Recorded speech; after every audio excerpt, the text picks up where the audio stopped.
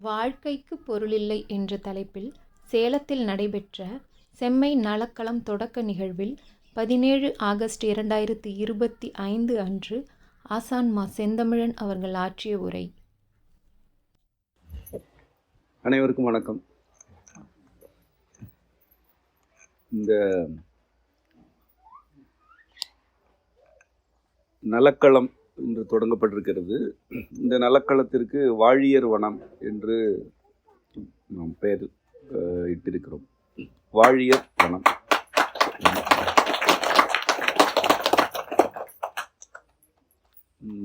எல்லா நலக்களங்களுமே மக்கள் வாழ்க்கைக்காக வினையாற்றுவனதான்.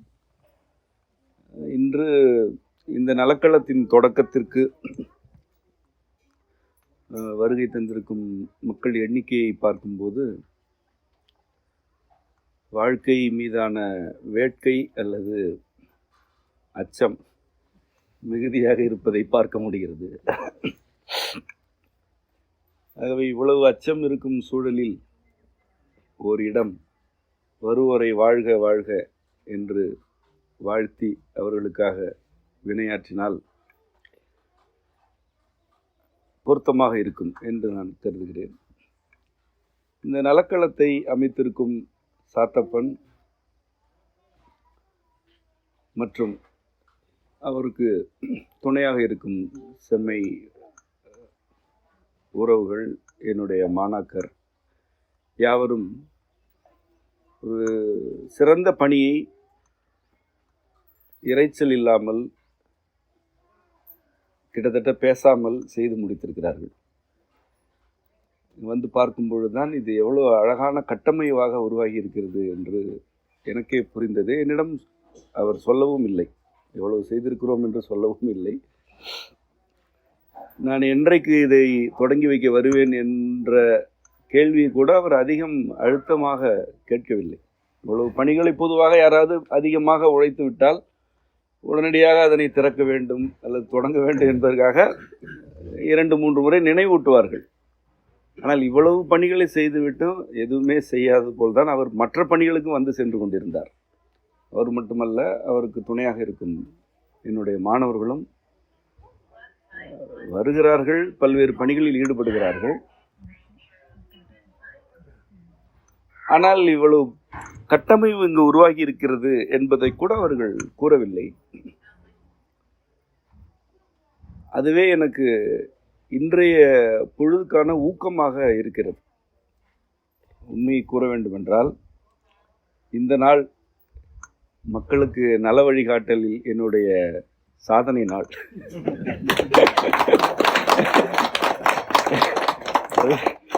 கடந்த முறை சேலம் வந்தபோது 70 அல்லது 80 பேர் என்று எனக்கு துணையாக இருந்தவர் கூட வருத்தப்பட்டு கொண்டிருந்தார். 70 பேர் என்று. இன்று அதனை 2ஆல் பெருக்கி விட்டீர்கள். 3ஆக கூட இருக்கலாம். என்னுடைய ஏறத்தாழ ஒரு 13 ஆண்டு கால என்னுடைய பணியில் ஒரு நாளில் 160-170 பேரை எல்லாம் நான் சந்தித்ததே இல்லை.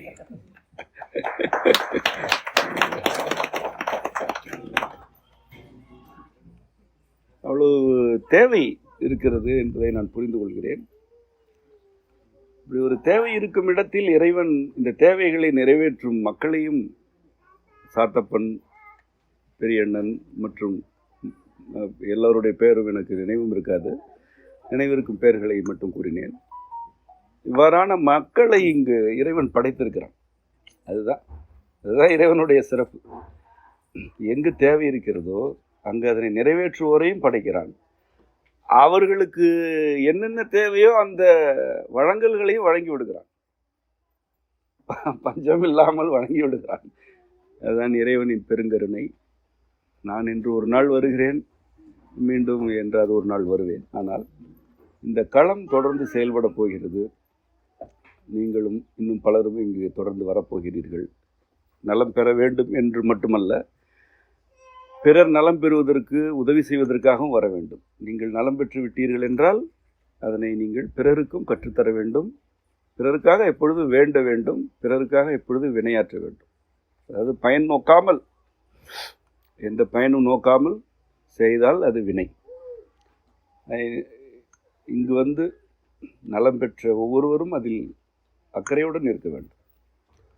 நாம் கரையேறி விட்டோம் என்றால் முழங்கால் அளவு தண்ணீரில் இறங்கி கை கொடுத்து தத்தளிப்பவர்களை இழுத்து வெளியே விட வேண்டும். பிறகு இடுப்பளவு நீராக இருந்தாலும் இறங்க வேண்டும், பிறகு கழுத்தளவுக்கு இறங்க வேண்டும், பிறகு நீந்தி சென்று கூட இழுத்து வர வேண்டும். அதுதான் வாழ்க்கை. வாழ்க்கைக்கு வேற எந்த பொருளுமே கிடையாது. நீங்கள் எவ்வளவு ஊதியம் ஈட்டி இருந்தாலும், உங்களிடம் எவ்வளவு செல்வம் இருந்தாலும் அல்லது கடன் இருந்தாலும் அதெல்லாம் வாழ்க்கைக்கு பொருள் தராது. இங்கு பல செல்வந்தர்களும் இருக்கிறீர்கள், கடன் உடையோரும் இருக்கிறீர்கள். உங்கள் 2 பேருக்கும் இடையில் என்னால் எந்த வேறுபாட்டையும் காண முடியவில்லை. 2 தரப்பினருமே என்னிடம் உரையாடுகிறார்கள். இந்த 2 உரையாடல்களிலும்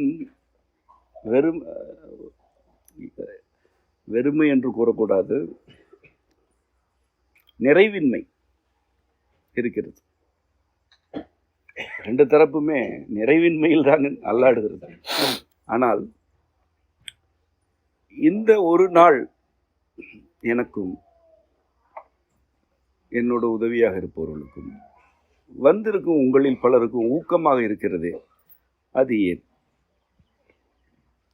பொதுவாகவே செம்மையின் வெவ்வேறு செயல் திட்டங்களில் ஈடுபடும் போது மக்கள் ஊக்கமாகத்தான் இருக்கிறார்கள். யாருக்கும் சோர்வு ஏற்படுவதில்லை. இன்று எப்படி நீங்கள் என்னை வாட்டி எடுத்தீர்களோ அதுபோல்தான் நான் என்னுடைய மாணவர்களையும் செயல் திட்ட உறுப்பினர்களையும் வாட்டி எடுப்பேன். அது வினைப்பயன். வினைப்பயன் எனக்கும் திரும்பும் அல்லவா? இரவு பகலாக உழைக்கும்படிதான் நான் வேலைகளை ஒப்படைப்பேன். நானும் அப்படி இருப்பேன், என்னோடு இருப்பவர்களும் அப்படி இருந்து ஆக வேண்டும் என்ற நிலை உருவாகிவிடும். ஆனால் எவ்வளவு உழைத்தாலும் எங்களுக்கு சோர்வே ஏற்படுவதில்லை. அந்த ஒரு செயல் திட்டம் முடியும் வரை ஊக்கம்தான் இருக்கிறதே அன்றி சோர்ந்து விடுப்பெடுப்பதோ அல்லது ஒதுங்குவதோ ஓரம் போவதோ நிகழ்ந்ததே இல்லை. செயல் திட்டம் நிறைவேறிய பிறகு ஓரிரு நாட்கள் உடலுக்கு ஓய்வு தேவைப்படும், அவ்வளவுதான். அப்பொழுதும் கூட மனம் பாய்வதற்கு காத்திருக்கும், அடுத்து என்ன அடுத்து என்ன என்று. இப்பொழுது ஒருங்கிசை என்ற நிகழ்வு முடிந்தது. அது வெறும் 20 நாட்களில் ஒருங்கிசை என்ற ஒரு மிக நுட்பமான இசை கலையினை நாம் இறைவன் அருளப் பெற்று என்னுடைய மாணாக்கருக்கும் கற்பித்து ஒரு அரங்கேற்றம் முடிந்தது. மிக மிக கடுமையான பணி, அதில் ஈடுபட்ட பலர் இங்கு வந்திருக்கிறீர்கள். அது முடிந்த அடுத்த நாளே எனக்கு அடுத்த நிகழ்வு என்ன என்றுதான் இருக்கிறது. என்னோடு உறுதுணையாக இருப்பவர்களிடமும் அடுத்த நிகழ்வு பற்றி ஏற்கனவே பேசி வைத்து விட்டேன், இன்னும் வெளியில் சொல்லவில்லை. உடல் படுத்து விடுகிறது, ஆனால் மனம் ஊக்கத்துடன் துள்ளி கொண்டுதான் இருக்கிறது. அது ஏன்? இன்றைய பொழுது நமக்கு ஏன் ஊக்கமாக இருக்கிறது? ஒவ்வொரு செயல் திட்டத்தில் ஈடுபடும் பொழுதும் இந்த ஊக்கம் எங்கிருந்து வருகிறது என்பதுதான் இந்த உரையின் சாரமான கருத்து. இந்த ஊக்கத்திற்கு அடிப்படை என்னவென்றால், வாழ்க்கைக்கு பொருள் இல்லை என்ற உண்மை. நான் ஏறத்தாழ எல்லா பொழுதுகளிலும் ஊக்கமாகத்தான் இருப்பேன். எனக்கு உடல் சோர்வு ஏற்படும், மிகச்சில வேளைகளில் உணர்ச்சி சோர்வு ஏற்படும், சூழலால் ஏற்படும், ஆனால் மீண்டு வந்து விடுவேன். மிக பெரும்பான்மையாக ஊக்கத்துடன் இருக்கிறேன். அதற்கு இறைவன் எனக்கு அருளிய மந்திரம்தான் வாழ்க்கைக்கு பொருள் இல்லை என்பது. அது ஊழி நூலில் இறைவாழ்த்து பாடலே அதை பற்றியதுதான். வாழ்க்கைக்கு பொருள் இல்லை என்பதுதான். வாழ்க்கைக்கு பொருள் இருப்பதாக கற்பிதம் செய்து கொண்டு மாந்த கூட்டம் முயற்சிகளில் நாட்டம் கொள்கிறது. வாழ்க்கைக்கு பொருள் இருக்கிறது என்றால் அது என்ன? என்ன பொருள்? வாழ்க்கைக்கு என்ன பொருள்? நீண்ட காலம் வாழ்வது என்பதுதான் பொருளா? அல்லது நீண்ட காலம் நலமுடன் வாழ வேண்டும் என்பது பொருளா? குடும்பத்தை கட்டி காப்பது என்பது பொருளா? தொழிலில் மேம்பட வேண்டும், வெற்றி பெற வேண்டும் என்பது பொருளா? என்ன பொருள்? சரி, இவை எல்லாமே வாழ்க்கையின் பொருள் என்று நீங்கள் வைத்துக் கொண்டால் இவை எல்லாவற்றையுமே செய்தவர்கள் நிறைவாக இருக்கிறார்களா? இருக்கிறீர்களா? நிறைவு எப்படிப்பட்டது என்று நான் முதலில் கூறிவிடுகிறேன். இதோ நான் உரையாற்றி கொண்டிருக்கிறேன். உரையாற்றி கொண்டிருக்கும் பொழுதே இறக்க நேரிட்டாலும் நிம்மதி என்ற மனநிலை எனக்கு உண்டு. அது எல்லோருக்கும் இருந்தால் அதுதான் நிறைவு. ஒன்று நிறைந்து விட்டது என்றால் முடிவது பற்றி கவலைப்படாதது. அதுதான் நிறைவு. நிறைவு என்றால் நிறைவு, நிறைந்தது. ஒவ்வொரு பொழுதும் நிறைந்து கொண்டே இருக்கிறது என்றால் ஒவ்வொரு பொழுதும் முடிந்தாலும் பொருட்டல்ல என்ற நிலையில் இருக்கிறது. நிறைவுறா நிலை எப்படி இருக்கும்? இங்கு இருக்கும், உடல் இங்கு இருக்கும், ஆனால் எண்ணம் எங்கோ இருக்கும்.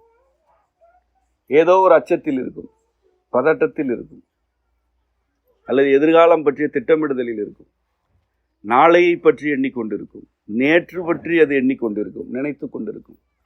நிறைவு எப்படி இருக்கும்? எங்கு இருக்கிறதோ அங்கு இருக்கும். அதுதான் நிறைவு.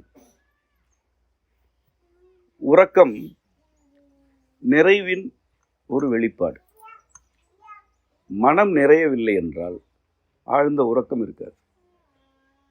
ஏன் பலரால் உறங்க இயலவில்லை? நிறைவின்மை. அந்த பொழுது நிறையவில்லை. அந்த பொழுது நிறைந்தால் அந்த இரவு உறக்கம் ஆற தழுவிவிடும். அந்த பொழுது நிறையவில்லை. இப்படி ஒவ்வொரு பொழுதுமே நிறையாமல் கழிவதனால் உறக்கம் அற்று போனது. ஆனால் இவ்வாறு நிறையாது இருப்போர், ஏழை, செல்வந்தர், வெற்றியாளர், தோல்வி அடைபவர் என்ற எந்த பாகுபாடுகளுக்குள்ளும் சிக்காதவர். அதாவது இவர்கள் எல்லோருமே நிறையாதவர். நிறைவின்மைக்கு எந்த அளவுகளுமே இல்லை. படித்தவரும் நிறைவின்மையில் இருப்பார், படிக்காதவரும் இருப்பார். ஏழை இருப்பார், செல்வந்தர் இருப்பார், இளைஞர் இருப்பார், முதியவர் இருப்பார்.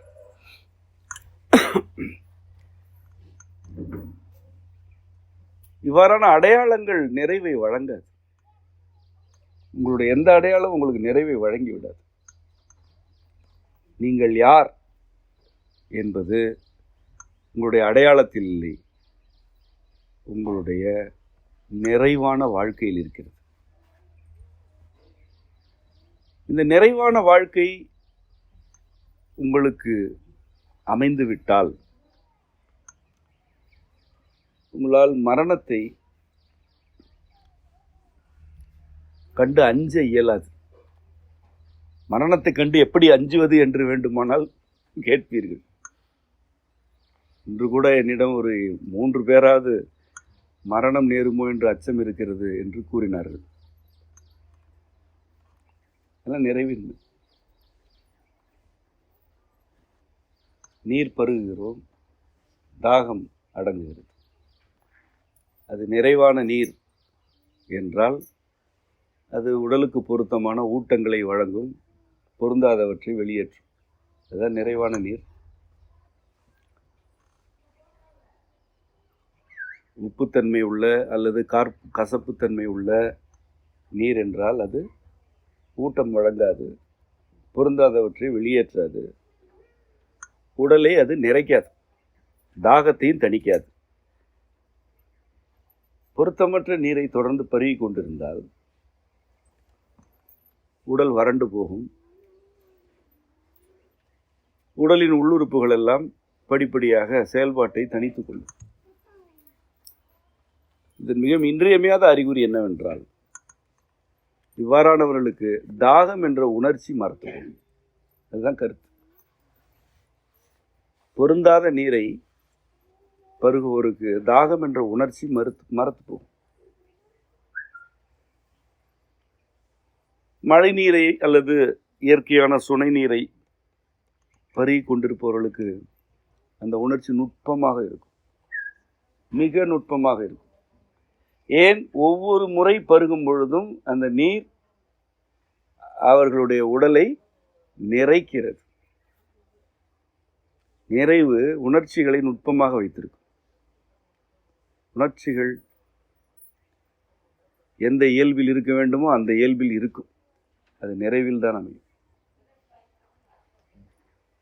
தனித்து கொள்ளுதல், தீர்த்து கொள்ளுதல், தீர்ந்ததாக நினைத்து கொள்ளுதல், அடக்கி கொள்ளுதல், கட்டுப்படுத்தி கொள்ளுதல், இவையெல்லாம் நிறைவின்மை. இந்த நிறைவின்மை உணர்ச்சிகளை மழுங்க செய்யும் அல்லது உணர்ச்சிகளை இயல்புக்கு மாறாக தூண்டிவிடும். பொருள் எவ்வளவு வேண்டும் என்பதில் ஒரு நிறைவு வேண்டும். அதில் நிறைவே இல்லை என்றால் உங்களுடைய எவ்வளவு இருந்தாலும் உங்களுக்கு அச்சம் இருக்கும், பதட்டம் இருக்கும், அல்லது பொறாமை இருக்கும். நிறைந்தவரிடம் நீங்கள் கூடுதலாக பொருள் கொடுத்தால் அது வழிந்துவிடும். அதுக்கு என்ன பொருள்? அதை அவர் வைத்துக் கொள்ள மாட்டார். இன்று இந்த நலக்களம் அமைந்திருப்பதே ஒரு நிறைந்தவருடைய மனதிலிருந்து வழிந்த பொருள் தான். பார்த்தாலே தெரிகிறது இதற்கு ஒரு பெரிய செலவாகி இருக்கிறது என்று. இவர் வாங்கிய தோட்டம், நீண்ட காலமாக நிலம் வாங்க வேண்டும் என்று விரும்பினார். இதோ இந்த நிலத்தின் வேலி தெரிகிறது. இந்த நிலத்தின் வேலிக்குள்ளே கட்டுமானங்களை மட்டும் நாம் பார்க்கிறோம். ஏறத்தாழ பாதி பரப்பளவில் கட்டுமானம் தான் இருக்கிறது. இது எவ்வளோ செய்யலாம், ஆனால் அவர் இதை செய்கிறார். இதுதான் ஒரு நிறைந்தவருடைய களத்தில் பொருளை மேலும் நிறைத்தால் அது என்ன ஆகும்? வழி. அப்படித்தான் மலையின் உச்சி வழிந்து அருவி, ஆறு என்ற வழங்கல்கள் நிலத்தை நிறைக்கின்றன. அப்படித்தான் மேகம் நிறைந்து வழிந்து மழையாகிறது. அப்படித்தான் நெல்மணிகள் நிறைந்து வழிந்து சிதறி உணவாகின்றன. நிறைந்ததுதான் வழங்கும், நிறையாது வழங்காது. தன்னளவிலேயே பதட்டத்திலும் உணர்ச்சி பிடிப்பிலும் இருக்கும் ஒரு மனிதர் அடுத்தவருக்கு அதனைத்தான் கொடுப்பார். வேற எதனை கொடுப்பார்? அவரிடம் இருப்பதைத்தான் அவர் தருவார். அவரிடம் என்ன இருக்கிறது? பதட்டமும் தயக்கமும் அச்சமும் கோபமும் இருக்கிறது. ஆனால் நிறைந்தவர்கள் தமக்கு இறைவனால் வழங்கப்படுபவற்றை வழி செய்கிறார்கள். சிலர் அதனை வெள்ளம் போல் பெருகி ஓடச் செய்கிறார்கள். சிலர் அதனை அணை கட்டி வைத்து பார்த்து பார்த்து பாய்ச்சுகிறார்கள். எப்படியாக இருந்தாலும் அது வழிகிறது. நலக்களத்திற்கென்று நிலம் ஒதுக்கி இடம் ஒதுக்கி இருக்கக்கூடிய அனைவருமே இவ்வாறானவர்கள். அந்த மனம் அனைவரிடமும் இருக்கிறது, இருக்க வேண்டும். இல்லை என்றால் வேண்டும் என்ற விருப்பம் உங்கள் அனைவருக்கும் வேண்டும். உங்கள் அனைவருக்குமே இந்த விருப்பம் வேண்டும். நாம் நிறைய வேண்டும், நிறைந்து வழிய வேண்டும், இந்த விருப்பம் வேண்டும். இதுதான் வாழ்க்கைக்கு ஊக்கம் தரும். இதுவும் வாழ்க்கைக்கு பொருள் அல்ல, இதில் எந்த பொருளும் இல்லை. இது ஆனால் உங்களுக்கு வாழ்வதற்கு ஊக்கம் தரும். இதுதான் ஊக்கம். நீங்கள் பயன் நோக்கி ஒன்றை செய்கிறீர்கள் என்றால் அதில் வெற்றி கிடைக்கும், தோல்வி கிடைக்கும். வெற்றி என்றால் மகிழ்ச்சி, தோல்வி என்றால் அயற்சி. நான் உங்களுக்கு உணர்ச்சிகளை பற்றிய உண்மையிலிருந்து ஒன்றை கூறுகிறேன். தொடர் வெற்றி கிடைத்தாலும் உங்களால் வாழ இயலாது. உண்மையாகவே இந்த உடல் பொறுக்காது. உடல் ஒற்றைத்தன்மையை விரும்பாது. வெற்றி மட்டுமே கிடைக்கிறது என்றால் உடல் அதனை பொறுத்து கொள்ளாது. நீங்களே பாருங்கள், பெரிய வெற்றியாளர்கள் என்று யாரையெல்லாம் நீங்கள் பார்த்திருக்கிறீர்களோ அவர்கள் அனைவருமே நோயாளிகள். உடல் நோயாளிகள், மனநோயாளிகள், குடும்பத்தை சிதைத்தவர்கள், அடுத்த தலைமுறையை கெடுத்தவர்கள். நிறைவாக வாழ்ந்த தொடர் வெற்றியாளர் என்று எவருமே இருக்க இயலாது. இறைவன் வகுத்த ஒழுங்கே அதை விடாது. அதற்கு இறைவனிடம் ஒப்புதல் இல்லை. தொடர் தோல்விகளும் கெடுக்கும், தொடர் வெற்றிகளும் கெடுக்கும். எப்பொழுது வெற்றி வேண்டும், எப்பொழுது தோல்வி வேண்டும் என்று உங்களால் வடிவமைக்க இயலாது. ஆனால் அந்த வடிவமைப்பை ஏற்கனவே இறைவன் வகுத்து வைத்திருக்கிறான். அது வெற்றி தோல்வி என்ற இருமைகள் இருந்தாலும் நீ நிறைந்து கொண்டே இருப்பாய். எப்பொழுதும் நீ நிறைவாக இரு. தோல்வி என்றாலும் நிறைவாய், வெற்றியிலும் நிறைவாய் என்பதால் இறைவன் வகுத்த ஒழுங்கு. தோல்வியில் நிறைய இயலுமா என்று நீங்கள் கருதுகிறீர்கள். அது உங்களுக்கு விளங்கவில்லை. உறுதியாக சொல்கிறேன், தோல்விதான் நிறைவின் தொடக்கமே. வெற்றி நிறைக்காது, அது குதிக்கும், கவிழ்த்து விடும். தோல்விதான் ஓரிடத்தில் அமரச் செய்யும், ஒரு நிலைத்தன்மையை நாடும். தோல்வி அடைகையில் நிலைத்தன்மையை உங்கள் மனம் நாடும். ஒவ்வொரு தோல்வியின் போதும் உங்கள் மனம் எதனை விரும்புகிறது? இனி இப்படி ஆகக்கூடாது, ஒரு நிலையான வாழ்க்கை வேண்டும். அதனை தோல்விதான் கொடுக்கும். வெற்றி என்ன தெரியுமா செய்யும்? இவ்வளவு வந்து விட்டோம், இன்னும் செல்வோம் என்று நிலைத்தன்மைக்கு எதிராக அது வழி நடத்தும். மாறாக தோல்வி உங்களை ஒரு இடத்தில் அமரச் செய்துவிடும். சில வேளை படுக்க செய்யும், சில வேளை முடக்கிவிடும். எல்லாமே தோல்வி. உங்களுக்கு ஒரு அசையாத்தன்மையை தோல்வியால் தான் வழங்க இயலும். அந்த அசைய இயலா தன்மையில் இருந்து கொண்டு நீங்கள் எனக்கு வாழ்க்கையில் நிறைவு வேண்டும் என்று வேண்டினால் அதற்கான வழி மட்டுமே உங்களுக்கு காட்டப்படும், வேறு வழி கிடைக்காது. இதனை வெற்றி வெற்றி என்று குதித்து கொண்டிருக்கும் ஒருவரிடம் இறைவன் வகுத்த ஒழுங்கு காட்டுவதே இல்லை. ஏனென்றால் வெற்றி எப்படிப்பட்டது? இன்னும் இன்னும் மேலும் மேலும் என்று இருக்கும். தோல்விதான் இருக்க செய்யும், அமரச் செய்யும், படுக்க செய்யும். உடலுக்கு காய்ச்சல் வருகிறது என்றால் அது நலத்தின் தோல்விதான். கடுமையாக உழைப்பது வெற்றி, உழைக்க இயலாமல் காய்ச்சலில் படுப்பது தோல்வி. ஆனால் காய்ச்சல் தான் உடலின் நிலைத்தன்மையை நிலைநாட்டும். காய்ச்சலே அதற்குத்தான் வருகிறது. உடல் நிலைத்தன்மையுடன் இருக்க வேண்டும் என்றால் காய்ச்சல், வலி ஆகியன வேண்டும். நான் ஏற்கனவே ஒரு உரையில் குறிப்பிட்டிருக்கிறேன், வலி என்ற சொல் தான் வலிமைக்கும் உரியது, வலி என்ற உணர்ச்சிக்கும் உரியது. தமிழில் உள்ள ஒவ்வொரு சொல்லுமே ஒரு மந்திரம். வலி என்பது ஒரு உணர்ச்சி, வலிமை என்பது அந்த வலியை தாங்கும் ஒரு திறன். வலி என்ற 2 எழுத்து சொல்லுக்கு வலிமை என்றும் பொருள் உண்டு, வலி என்ன உணர்ச்சிக்குரிய பொருளும் உண்டு. இதுக்கு என்ன இதிலிருந்து இறைவன் தமிழ் மொழி வழியாக என்ன கூறுகிறான்? நீ வலிமையுடன் இருக்க வேண்டும் என்றால் வலியுடனும் இருக்க வேண்டும். வலிதான் வலிமை தரும். வலியை பொறுக்காமல் வலிமை இல்லை. வலியை பொறுப்பவரே வலிமையானவர், இல்லையா? இல்லை என்றால் வலிமை எதற்கு? வலியே இல்லை என்றால் வலிமை என்ற கருத்து இல்லையே. பெண் சக்தியின் வடிவம். ஏன்? அவள் பொறுக்கும் வலியை ஆண் பொறுப்பதில்லை. ஒவ்வொரு திங்களும் வலியை பொறுக்கிறாள், பேறுகாலத்தில் வலியை பொறுக்கிறாள். ஆகவே அவள் வலிமையானவள். வலியை பொறுத்தலே வலிமை. வலி வருகிறது என்றால் வலிமைக்காக வருகிறது, வலிமைப்படுத்த வருகிறது. இந்த புரிதலில் இருந்து உடலை நோக்கினால் காய்ச்சல், வலி ஆகியன தோல்விகள் என்றாலும் அவை எதனை உங்களுக்கு காட்டுகின்றன? உங்களை மேலும் மேலும் நிலைத்தன்மை உடையவர்களாக்குவதை காட்டுகின்றன. மேலும் நிலை பெறு, மேலும் நிலை பெறு. காலை அழுந்த ஊன்று, இங்கே உட்கார், இங்கே இரு, நிலை பெறு என்பதனைத்தான் தோல்விகள் உங்களுக்கு உணர்த்துகின்றன.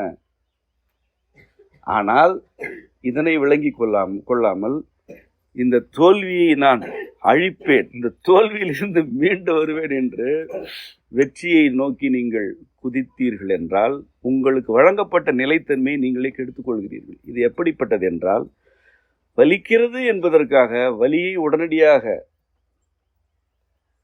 மரத்து போகச் செய்யும் மருந்துகளை நாடி உடலை சிதைத்துக் கொள்வது போல தோல்வி ஏற்படும் போது இதனை நான் வெற்றி கொள்வேன் என்று குதிப்பது ஆகும். என்றால் தோல்வி ஏற்படும் பொழுது என்ன செய்ய வேண்டும்? உட்கார வேண்டும். அது உட்கார சொல்கிறது, உட்கார். அது படுக்க சொன்னால் படு, அப்படியே கிடக்க சொன்னால் கிட. இப்பொழுது உன்னுடைய வாழ்க்கையின் விருப்பம் என்ன என்று சிந்தி. உன் விருப்பம் என்ன? நிறைவாக இருப்பதா, அல்லது பிறருக்காக எதையாவது செய்வதா, அல்லது உன்னுடைய பெருமைக்காக எதையாவது செய்வதா? நிறைவானதுதான் உன் விருப்பம், நிறைவாவதுதான் உன் விருப்பம் என்றால் பெருமைக்காக எதையும் செய்ய மாட்டாய். பிறரிடம் உன்னை காட்டிக்கொள்வதற்காக எதையும் செய்ய மாட்டாய். தேவைகளுக்கு அப்பால் அல்லது தேவைகளை விட மிகுதியாக எதையாவது பெற வேண்டும் என்பதற்காக எதையும் செய்ய மாட்டாய். இந்த மூன்றில் நீங்கள் அனைவருமே அடங்கி விடுவீர்கள். ஒன்று, பெருமைக்காக செய்ய மாட்டீர்கள். இன்னொன்று, பிறரிடம் காட்டுவதற்காக. நான் விழுந்தேன் என நினைத்தாயோ, எழுந்தேன் பார் என்று காட்டுவதற்காக எதையும் செய்ய மாட்டீர்கள். மூன்றாவது, தேவைகளுக்கு அப்பால் ஒன்றை பெறுவதற்காக எதையும் செய்ய மாட்டீர்கள். இந்த மூன்றை தவிர நீங்கள் வீழ்வதற்கு ஒரு வழி இருக்கிறதா? நீங்கள் ஏன் விழுகிறீர்கள்? இந்த மூன்றில் ஒன்றினால் அல்லது 3 நாள் விழுகிறீர்கள். சிலருக்கெல்லாம் இருக்கும் துணிவு இருக்கிறது, இந்த 3க்காகவும் செய்வார்கள். உன் விருப்பம் என்ன? உன் வாழ்க்கையில் நீ நிறைவடைய வேண்டும் என்றால் அது பெருமைக்குரியதல்ல. பாருங்கள், இதோ இந்த மலைகளில் வாழும் காட்டுப்பன்றிகள் நிறைவாக வாழ்கின்றன. அவை வாழ்க்கையில் நிறைவாக இருக்கின்றன. அவை என்ன இயல்புடன் படைக்கப்பட்டனவோ அந்த இயல்புடன் இருக்கின்றன. ஆகவே எந்த நேரம் மரணம் நேர்ந்தாலும் இறந்து போகின்றன. உங்களுக்கு இன்னும் நேரடியாக கூற வேண்டும் என்றால், வீட்டில் வளர்க்கும் நாய் நோய்வாய்ப்பட்டால் எவ்வளவு கலங்குகிறது என்று பாருங்கள். காட்டில் இருக்கும் ஒரு ஓநாய், செந்நாய் அல்லது ஒரு காட்டுப்பன்றி எப்படி இறந்து போகிறது என்று பாருங்கள். அவை மரணத்தை கண்டு அஞ்சுவதில்லை. ஏன்? நிறைவாக வாழ எந்த உயிரினமும் மரணத்தை கண்டு அஞ்சாது. ஏனென்றால் அது நிறைந்து விட்டது. அவ்வளவுதான். யார் மரணத்தை கண்டு அஞ்சுவார்? எந்த நேரமும் நிறைவின்மை. செரிமானத்தில் சிக்கல் உடைய வயிறு அதிகம் பசிக்கும். நிறைவின்மை கொண்ட மனித வாழ்க்கை இன்னும் வேண்டும், இன்னும் வேண்டும், இன்னும் வாழ வேண்டும் என்று கேட்கும். நிறைந்தவர்கள் எல்லாம் இளம் வயதில் இறந்து போவதில்லை. இன்னும் வேண்டும், இன்னும் வேண்டும் என்று கேட்பவர்களெல்லாம் 120 ஆண்டு வாழ்வதும் இல்லை. யார் எப்பொழுது இருக்க வேண்டும், யார் எப்பொழுது புறப்பட வேண்டும் என்பதை இறைவன் கையில் விட்டுவிட வேண்டும். நீயே அனுப்பினாய், நீயே அழைத்துக்கொள். இருக்கும் வரை நான் நிறைவாக இருப்பதற்கான வழியை காட்டு என்று இருந்து விட வேண்டும். மாறாக எனக்கு வெற்றி வேண்டும் அல்லது தோல்விகள் வரக்கூடாது என்று கருதி கொண்டிருந்தால் உங்களிடம் நிலைத்தன்மை இருக்காது. காய்ச்சலுக்கு ஒரு மருந்து தீர்வாகாது என்பது எவ்வளவு உண்மையோ, தோல்வியிலிருந்து எழுவதற்கு வெற்றி மீதான வெறி தீர்வாகாது. யாருக்குமே வெற்றி மீது வெறி இருக்கக்கூடாது, தோல்வியை கண்டு அச்சம் இருக்கக்கூடாது. எப்பொழுதும் கால்களை ஊன்றி நடந்து பழக வேண்டும். ஒவ்வொரு அடியும் அழுந்த பதிக்கப்பட வேண்டும். யாரேனும் அருகே வந்து தள்ளிவிட்டால் விழுந்து விடாத வகையில் கால்களை ஊன்றி பழக வேண்டும். ஆனால் நீங்கள் எப்படி நடக்கிறீர்கள்? கைகோர்த்து கொள்கிறீர்கள், தோள் மீது ஏறிக்கொள்கிறீர்கள், அல்லது தோள் மீது ஏற்றிக்கொள்கிறீர்கள். யாராவது நான் உன்னை தூக்கி கொண்டு ஓடுகிறேன் என்று சொன்னால் முதுகில் ஏறிக்கொள்கிறீர்கள். அவர் உங்களை உதிர்த்து விட்டால் என்னை கெடுத்தவரே இவர்தான் என்கிறீர்கள். நீ ஏன் முதுகில் ஏறினாய்? நீ முதுகில் ஏறினால் உதிர்க்கத்தான் செய்வார்கள். நீ ஏன் முதுகில் ஏற்றிக்கொள்கிறாய்? ஏற்றிக்கொண்டால் மிதிக்கத்தான் செய்வார்கள், அல்லது நீ உதிர்க்கத்தான் செய்வாய். எல்லோருக்கும் கால்கள் இருக்கிறது அல்லவா? அவரவர் காலில் அவரவர் ஊன்றி நடக்க வேண்டும். நிலைத்து நிலைத்து அடி எடுத்து வைக்க வேண்டும். கால் மேலே எழும்புவது வெற்றி, நிலத்தில் பதிப்பது தோல்வி என்று புரிந்து கொள்வீர்களா என்ன? ஆனால் வெற்றியின் தோல்வி அப்படிப்பட்டவை தானே. மேலே எழுந்தால்தான் அடுத்த அடிக்கு செல்ல முடியும். ஆனால் கீழே வைத்தால்தான் அந்த அடியே கிடைக்கும். வெற்றி அடைகிறோம் எதற்கு? தோல்வியில் நிலை பெறுவதற்கு. அதனை புரிந்து கொள்ள வேண்டும். தோல்வியில் நிலை பெற வேண்டும். இன்று ஒரு பெரிய ஊதியம் கிடைத்தது, வெற்றி. இந்த ஊதியம் முறைப்பட செலவிடப்பட்டால் அது தோல்விதானே. வந்தது வெற்றி என்றால் போவது தோல்விதானே. அவ்வாறு அது போவது முறைப்பட இருக்க வேண்டும். உங்கள் பெருமைக்கானதாகவோ தேவைகளுக்கு அப்பாற்பட்டதாகவோ பிறரிடம் காட்டிக்கொள்வதற்காகவோ இருந்தால் உங்களுக்கு எவ்வளவு வந்தால் என்ன, எவ்வளவு வந்து என்ன விரயம் செய்கிறீர்கள்? தோல்வியை நீங்கள் இப்படி பார்த்து பழக வேண்டும். தோல்வியை கண்டெல்லாம் தோழக்கூடாது. அதே வேளை தோல்வி இருந்தால் அது வெற்றியை நோக்கித்தான் துரத்தும் என்றெல்லாம் எடுத்துக்கொள்ளக்கூடாது. இது இரண்டு கரைகள். வாழ்க்கை என்ற வெள்ளம் பாய வேண்டும் என்றால் ஒரு கரையில் தோல்வி, ஒரு கரையில் வெற்றி. இல்லை என்றால் வாழ்க்கை இல்லை. வாழ்க்கைக்கு பொருள் இல்லை என்ற உண்மையிலிருந்து தான் இவ்வளவு கருத்துக்களுமே விளைகின்றன. பல கல்லறைகளில் பார்க்கிறோம். நேற்று ஒரு விளம்பரம் பார்த்தேன். இறைவனுடைய ஆடலரசர் வடிவம் போடப்பட்டிருக்கிறது. ஒரு மந்திரம் எழுதப்பட்டிருக்கிறது. அதற்கு கீழே இறைவனுடைய பெயரை எல்லாம் குறிப்பிட்டு அப்படிப்பட்ட திருச்சிற்றம்பலத்தின் மகன் என்று அவர் தன்னை அழைத்துக் கொள்கிறார். அதற்கு கீழே பெயர் போட்டிருக்கிறார். அந்த பெயருக்கு பின்னால் அவர் படித்து வாங்கிய பட்டங்கள் எல்லாம் இருக்கின்றன. உன்னிடம் ஒரு பேரரசை கொடுத்தால் அந்த பேரரசை நீ பெற்ற பிறகு இனி நான் எங்கு வேண்டுமானாலும் திருவோட்டுடன் அலைவேன், என்னை யாரும் கேட்க மாட்டார்கள் என்று ஒருவன் கூறினால் எப்படி இருக்குமோ? இறைவனுக்கே மகனாகிவிட்ட பிறகு அந்த பட்டம் எதற்கு? கொடுமை. உங்களுக்கு சிக்கல் எவ்வளவு ஆழமாக இருக்கிறது புரிகிறதா? அதாவது அவரை பொறுத்தவரை இறைவனுடைய மகன் என்பது போதவில்லை. ஆகவே பட்டம் படித்த பட்டத்தை போடுகிறார். கல்லறைகளில் பார்க்கிறோம்.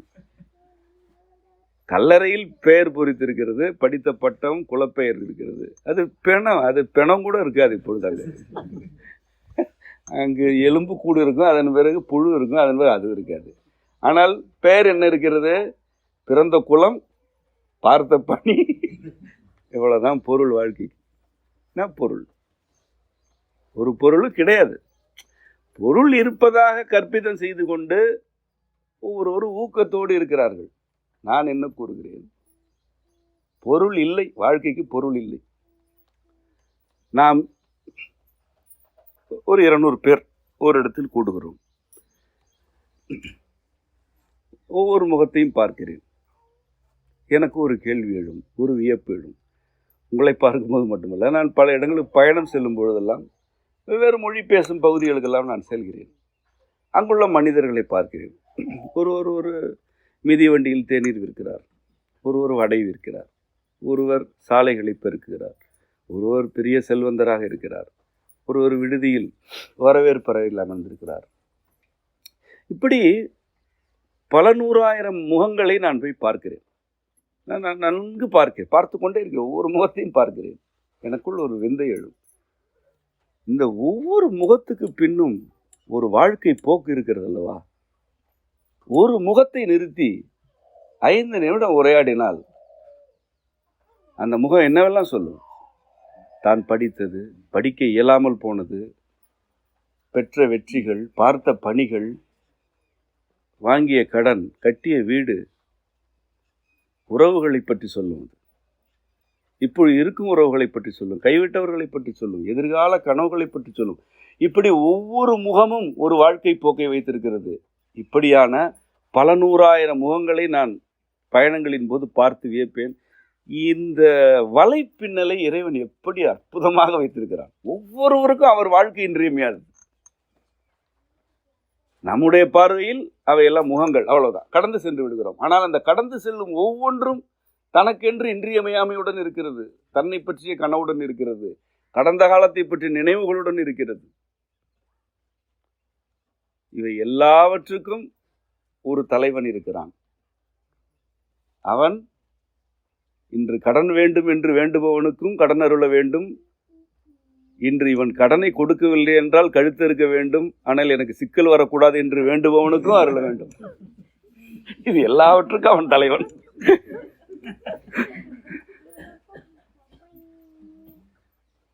ஆனால் இவ்வாறான வேண்டுதல்களில் இறைவன் அருள் இருப்பதில்லை. உங்களுக்கு கிடைத்தாலும் கிடைக்கவில்லை என்றால் அது உங்கள் முயற்சி. உங்களுடைய அடையாளத்திற்கு ஒன்று கிடைக்கும், இல்லை என்றால் மறுக்கப்படும், அவ்வளவுதான். மறுக்கப்படாத ஒன்று உண்டு, அது நிறைவு நோக்கிய உங்களுடைய வேண்டுதல். அதனை இறைவன் மறுப்பதே இல்லை. அப்படி கூட சொல்லக்கூடாது, இறைவன் அதனை வழங்கி கொண்டே இருக்கிறான். நிறைவுக்காக ஒன்றை நீ வேண்டு, அதனை அவன் வழங்கி கொண்டே இருக்கிறான் என்பது உனக்கு அப்பொழுதுதான் புரியும். அது நீ எதனை வேண்டுகிறாயோ அது உன் அருகிலேயே இருந்திருக்கும், அது உன் கண்களுக்கு தெரிந்திருக்காது, அல்லது கண்ணுக்கு தெரிந்தாலும் அது உன் கவனத்திற்கு வந்திருக்காது. நிறைவுக்கானது இறைவனால் இடையறாமல் அருளப்படுகிறது. அடையாளங்களுக்காகவும் வாழ்க்கைக்கு பொருள் வேண்டும், பெருமை வேண்டும் என்பதற்காகவும் நீங்கள் எதனை கேட்டாலும் அதனை உண்மையில் இறைவன் அருள்வதில்லை. உங்களுடைய முயற்சியில் அவை கிடைக்கின்றன அல்லது கிடைக்காமல் போகின்றன. இதுதான் வெற்றி தோல்வி. இறைவன் வகுத்த ஒழுங்கில் வாழ்பவர்களுக்கு வெற்றி தோல்வி இருக்க என்ன வாய்ப்பு இருக்கிறது? எதனை வெற்றி கொள்வது, யாரை வெற்றி கொள்வது, யாரை தோல்வி வர செய்வது, யாரை வெற்றி கொள்வது, யார் யாரை வெற்றி கொள்ள வேண்டும், யார் யாரை வீழ்த்த வேண்டும்? இல்லை. அல்லது எதில் தோற்று போகிறோம்னா, பசிக்கிறது, பசிக்கும் போது உணவில்லை என்பது வேண்டுமானால் தோல்வி. எனக்கெல்லாம் அதுதான் பெரிய தோல்வி. பசிக்கும் போது உணவு, இவ்வளவுதான் பெரிய தோல்வி. அது உணவு இருக்கும், உணவு உண்ண முடியவில்லையே, தூக்கம் வருகிறது, ஓய்வெடுக்க இயலவில்லையே, இவ்வளவுதான் தோல்வி. பெரிய தோல்வி என்றால் இவ்வளவுதான். இதெல்லாம் எதற்காக? இதெல்லாம் இவ்வாறான இவையெல்லாம் பற்றாக்குறைகள். இந்த பற்றாக்குறை இருக்கும் வரைதான் வாழ்க்கை. எனக்கே பசிக்கிறது, திரும்பி பார்த்தால் உணவு இருக்கிறது என்றால் அந்த இடத்தில் நான் இருக்க மாட்டேன், ஓடிவிடுவேன். என்னுடைய இயல்பே அதுதான். எல்லாம் கிடைக்கும் இடத்தில் நான் இருந்ததே இல்லை, இருக்க மாட்டேன். எல்லாம் கிடைக்க தொடங்கிவிட்டது என்றால் நான் அங்கு செல்வதை குறைத்துக் கொள்வேன். எனக்கு பற்றாக்குறை வேண்டும். அதுதான் வாழ்க்கை. ஏனெனில் நான் நிறைவடைந்து கொண்டே இருக்கிறேன், எனக்கு நிறைவு இருக்கிறது, நிறைவு வழங்கப்பட்டு கொண்டே இருக்கிறது எனும்போது ஒரு பொருள் பற்றாக்குறையாக இருக்கிறது, சில ஏற்பாடுகள் பற்றாக்குறையாக இருக்கின்றன என்றால்தான் நிறைந்தவனால் அங்கு இருக்க இயலும். நான் செல்லுவினால் நிறைந்து விட்டது என்று வைத்துக் கொள்ளுங்கள், எனக்கு என்ன வேலை? இங்கு ஒரு பற்றாக்குறை இருக்கிறது, மக்களுடைய உடல் நலனில் மனநலனில் பற்றாக்குறை இருக்கிறது, அதுதான் என்னை இங்கு வரவழைக்கிறது. நான் நிறைந்த செல்வந்தர்களோடு உறவாடுவதே இல்லை. ஒரு நிறைவாக இருக்கிறார் என்றால் அவர் என்னிடம் வரப்போவதே இல்லை, இல்லையா? நாம் நிறைவாக இருக்கிறோம் என்றால் எங்கு பற்றாக்குறை இருக்கிறதோ அங்கு செல்ல வேண்டும். இறைவன் நமக்கு வழங்குவது வழிவதற்காகத்தான், வைத்துக் கொள்வதற்கல்ல. வைத்துக் கொண்டால் அழுகி போகும். நீர் கதிரவனால் உறிஞ்சப்படவில்லை என்றால் குளம் அழுகி போகும். வழிய வேண்டும். உங்களிடம் இருக்கும் செல்வம் உங்களை நிறைத்து வெளியே வழிய வேண்டும். உங்களிடம் இருக்கும் மனநலம் உங்களை நிறைத்து வெளியே வழிய வேண்டும். இவ்வாறு நீங்கள் நலம் பெற்று நிறைவடைந்து இதன் மெய்ப்பாடுகளை மற்றவர்களுக்கு கற்பிக்க வேண்டும். மற்றவர்களை அரவணைப்பதற்கு விரும்ப வேண்டும். அப்படி என்றால் நீங்கள் நிறைந்து கொண்டே இருப்பீர்கள். ஒரு நாளில் நிறைவு நிகழ்ந்து விடாது, நிறைந்து கொண்டே இருப்பீர்கள். ஒவ்வொரு துறையாக நிறைவீர்கள். உறவுகளில் பற்றாக்குறை இருக்கிறதா? வேண்டுங்கள், அதில் நிறைவு அருளப்படும். திறனில் பற்றாக்குறை இருக்கிறதா? அதில் நிறைவு அருளப்படும். ஆனால் நீங்கள் ஒரு திறனை உங்கள் வெற்றிக்கானது என்று புரிந்து கொண்டால் உங்களுக்கு எப்படி நிறைவு கிடைக்கும்? உங்களுக்கு ஒரு கல்வி அறிவு இருக்கிறது அல்லது திறன் இருக்கிறது என்றால் அது உங்களை வெற்றியாளராக்குவதற்கு என்று புரிந்து கொண்டால் நீங்கள் என்ன செய்கிறீர்கள் தெரியுமா? உங்களுக்கு வழங்கப்பட்ட அருங்கொடையை பொது வெளியில் வைத்து ஒப்பிடுகிறீர்கள். வெற்றி தோல்வி என்பதை ஒப்பிடு தானே. எனக்கு வழங்கப்பட்ட திறன் நான் வெற்றி அடைவதற்கு என்று நான் ஒருவேளை புரிந்து கொண்டிருந்தால் நான் எப்படி இருந்திருப்பேன்? எனக்கு ஏதாவது வெற்றி இருக்கிறதா? இல்லை. ஏதாவது தோல்வி இருக்கிறதா? இல்லை. எது என் வெற்றி, எது என் தோல்வி?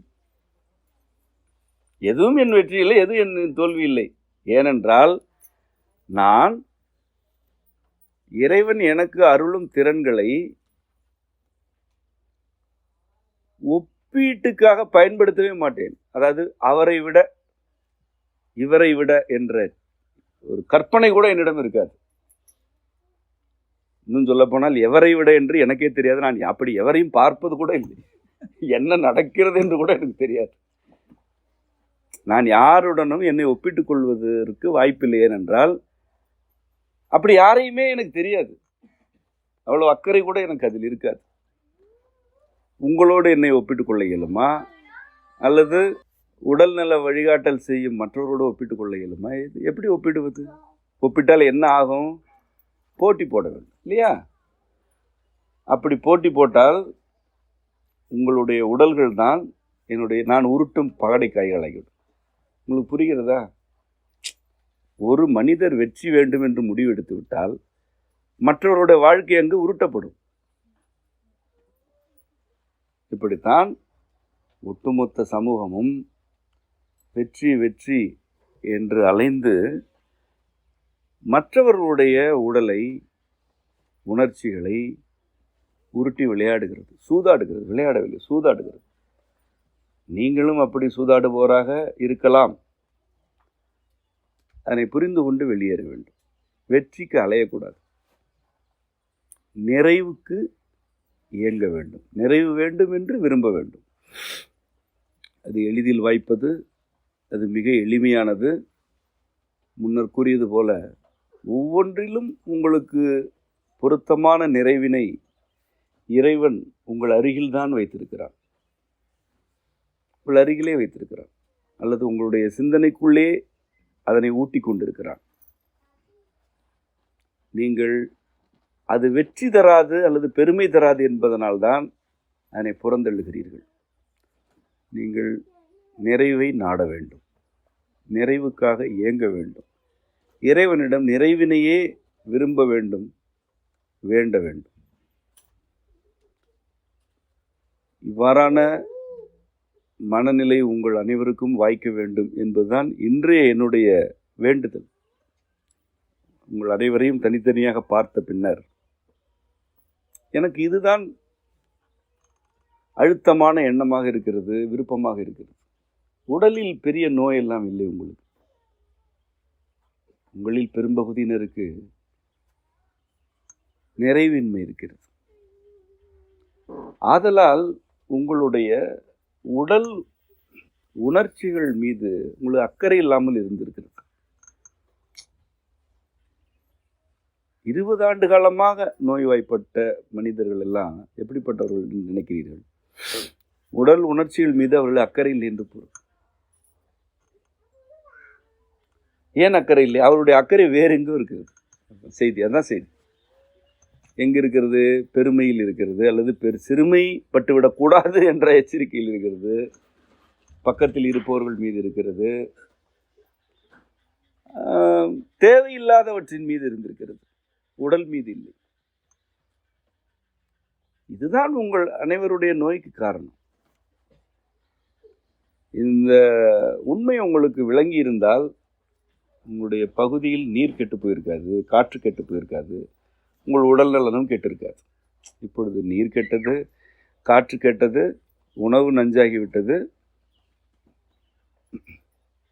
உங்களில் பலர் நோயாளிகளாக இருக்கிறீர்கள். ஒருவேளை உங்களில் பலர் வெற்றியாளர்களாகவும் இருப்பீர்கள். உங்களுக்கு இன்னும் போதாது என்பது அடுத்தது. வெற்றி அடைந்துதான் இருக்கிறீர்கள். மற்றவரை விட, உங்களுடைய முந்தைய காலத்தை விட இப்பொழுது நீங்கள் வெற்றியாளராக இருக்கிறீர்கள். ஆனால் எதை இழந்திருக்கிறீர்கள்? உங்களுடைய உணவை, நீரை, காற்றை, காடுகளை, இறுதியாக உங்கள் உடலை, மனத்தை. உங்கள் வாழ்க்கை, உங்கள் அனைவர் வாழ்க்கையிலுமே பொருள் இருக்கும். அதாவது வாழ்க்கைக்கு பொருள் இருக்கிறது என்றுதான் இவ்வளவு காலம் கருதி கொண்டிருந்திருப்பீர்கள். அந்த பொருள் உங்கள் எல்லாருடைய வாழ்க்கையிலுமே இருந்திருக்கும். ஆனால் மனமும் உடலும் கெட்டு போன பிறகு என்ன பொருள் இருந்துவிடும்? என்ன பொருள் இருக்குது? வாழ்க்கைக்கு ஒரு பொருளும் கிடையாது. அதைத்தான் நான் கூறுகிறேன். என்னுடைய வாழ்க்கைக்கு எந்த பொருளும் இல்லை. உண்மையாக கூறுகிறேன். எந்த பொருளும் வாழ்க்கைக்கு இல்லை என்ற உண்மையை இறைவன் அருளிய அந்த மந்திரத்தை உள்வாங்கிய பின்னர் தான் நான் இவ்வளவு வினைகளிலே ஈடுபடுகிறேன்.